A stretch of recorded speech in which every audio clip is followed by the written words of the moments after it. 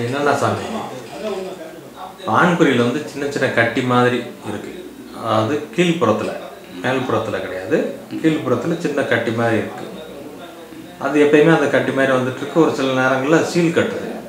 அதுக்கு நம்ம என்ன செய்யணும்? சில பேருக்கு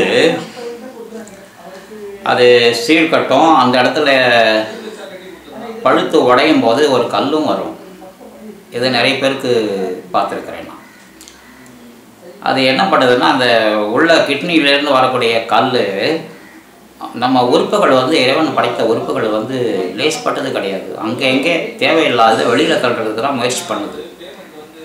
அப்படி அந்த கல் ஊர்ந்து வரக்கூடியதை வெளியே தள்ளுறதுக்கு முயற்சியில் பண்ணும்போது, அப்போ வெளியே தள்ளக்கூடிய நேரத்தில் எங்கேயாவது ஒரு பக்கத்தில் அந்த கல் வெளியில் வந்து கொப்பளமாக ஆக்கி படுத்து உடஞ்சி கல்லே நொறுன்னு வந்திருக்கிறது எடுத்து கொண்டு வந்து காமிச்சிருக்கிறாங்க என்கிட்ட.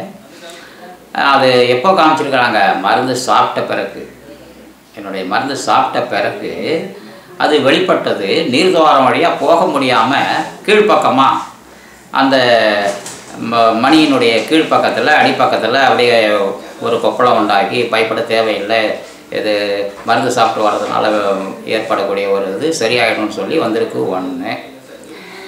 ரெண்டாவது, இது ஒரு காரணம்.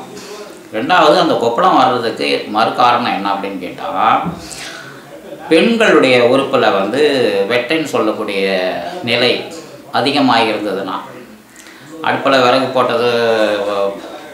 போட்ட அடுப்பில் நம்ம கையை கிட்ட கொண்டுட்டு போகும்போது எப்படி இருக்கும்?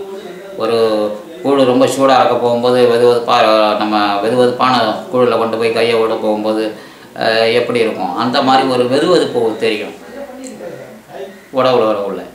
அந்த நிலை ஏற்படுதுன்னு சொன்னால் கண்டிப்பாக நம்ம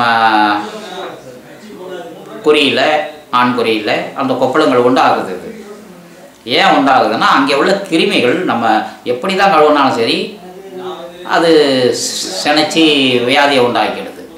அதுதான் பெண் நோயின்னு சொல்லிட்டு நிறைய பேர் வந்திருக்கிறாங்க. அதுக்கும் அருமையான மருந்துகள்லாம் இருக்குது. உள்பிரயோகமாகவும் அதிகமாக கொடுத்து வெளிப்பிரயோகமாகவும் செய்து சரி பண்ணி விட்டுருக்கு. அதனால் நீங்கள் பயப்படணுங்கிற அவசியம் இல்லை.